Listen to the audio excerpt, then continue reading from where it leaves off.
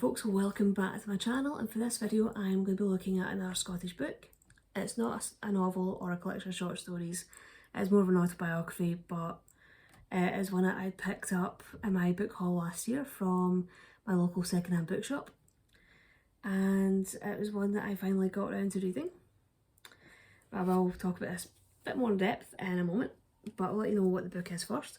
It's called Lying Awake by Catherine Carswell. And she was a critic and writer from Glasgow, and I'm presuming that's Carswell on the front. If I'm wrong, just let me know in the comments, but I'm presuming that's her. But a wee bit of housekeeping first before I get on to talking about Lying Awake. If you enjoy my channel, if you enjoy my videos, if you can click on the subscribe button, you can click on that notification bell, leave some likes, leave some comments, it's always really appreciated. And if you'd like to support the channel further, I will post a link to the channel's coffee.com page and the channel's TikTok account in the description bar below and in a pinned comment in the comments section. So with that out the road, actually back onto the main topic of this video. So as I was saying, with Lying Awake, this is Carswell's autobiography. And unfortunately I have to say, this is actually the first book that I've had a DNF this year. I have to admit, I actually really don't like DNFing books. I always kind of feel kind of bad if I've had a DNF book. But again, I'm already a really slow reader. Again, I think that is just part of being dyslexic. As even though I love to read, I've always enjoyed reading. I've always found that I tend to be more of a slow reader, and it takes me a lot longer to get through books. And I've just found it with this book, with Lying Awake, I just found it overly dry and just a bit of a slog, and just a bit kind of difficult to get through.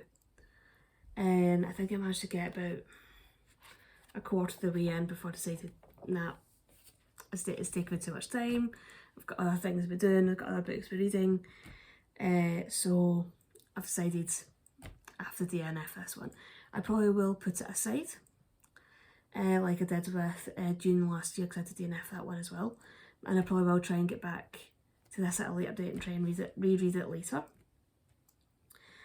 But again, I really hate doing that, really hate DNFing a book, but it had to be done.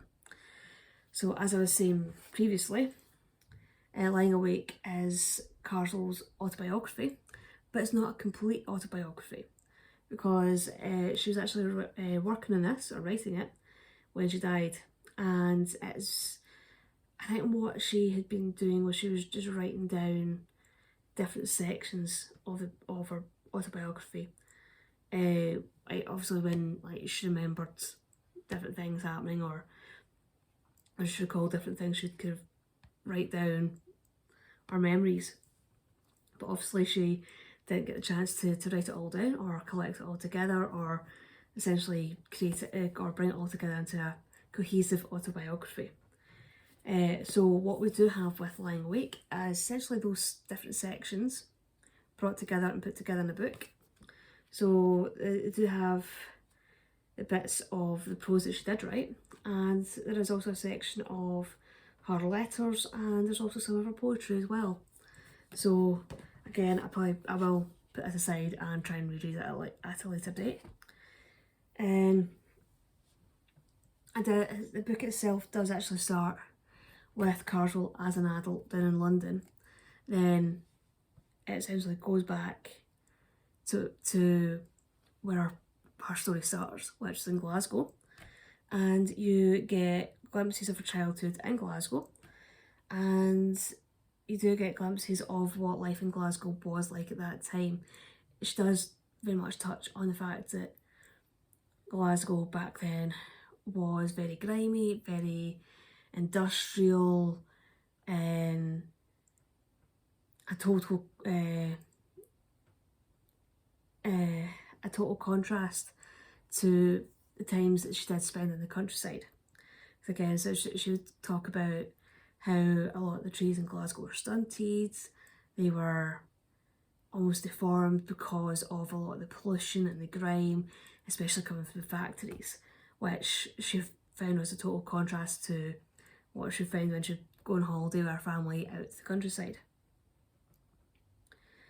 And she also does touch on the fact that when she was an adult, or after she became an adult, or after she grew up, she did become very aware of her middle class upbringing as a child, and how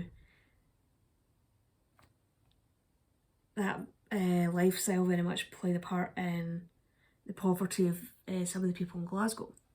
That she was very aware that it was the people who were living in the slums who were working for people who were middle class, who were keeping people in that lifestyle, because the people in the middle class were reaping more of the benefits from the hard work of the working class. So she was socially aware. And again, I think that very much does kind of play into a lot of her work as a writer as well. I will need to try and see if I can read more of her work. But I think part of the reason why I did struggle with Lying Awake is the fact that it was very fragmentary, and there was a kind of dryness to it as well. That there's just that, it's just the way it was written was just, didn't really seem to flow with me. And I had to find it almost rambling in a way as well. And there was part of me that, while I was trying to read it, did make me, I was always getting these images or these ideas of like when you'd visit an elderly relative and they'd be sitting there talking to you, kind of reminiscing about when they were younger, or reminiscing about the things that happened to them in their life or happened to other members of the family. And they was just sitting talking to you about all these different things happening, and they'd be talking about different people that they knew and like mentioning them by name and talking about them as if you would know who they were talking about, and as if you would be aware of what they were actually on about. And you would just be sitting there kind of drinking your tea, just nodding and smiling. That's sort of the impression that I got. But again, I'm not saying that it was badly written. I'm not saying that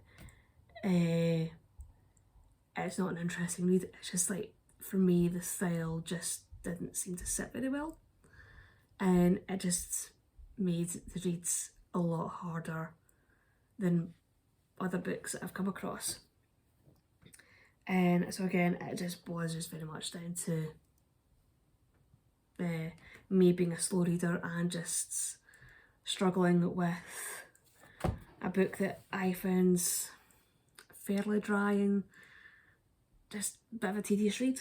But then again, I'm not really one for reading autobiographies. I am not really one for that sort of literary genre. But again, if you are interested in reading that sort of thing, having a look at Lying Awake by Catherine Carswell might be a book that is right up your street. Again, the edition I've got is the Catherine Classic edition. So I'm just trying to see what year this came out in. It shouldn't be that too old an edition. I think this one came out in 1997. So, God, that's what, nearly 30 years ago. But again, you could probably have a little nosy to see if you can find it online, see if you can find it on like Amazon, or find it on what other website you use, or whatever bookshop you go into. Might try and see if you can find yourself a copy there. Again, even though it was a book that I've had to DNF myself, possibly could be a book that those who are more interested in autobiographies might actually enjoy. So, okay, this video is probably a bit shorter than most of my other videos, but that's my little quick discussion of Lying Awake by Catherine Carswell. Hopefully you will have enjoyed this video. Hopefully you will have found it interesting despite my rambling. And I'll see you all in the next video. Bye bye.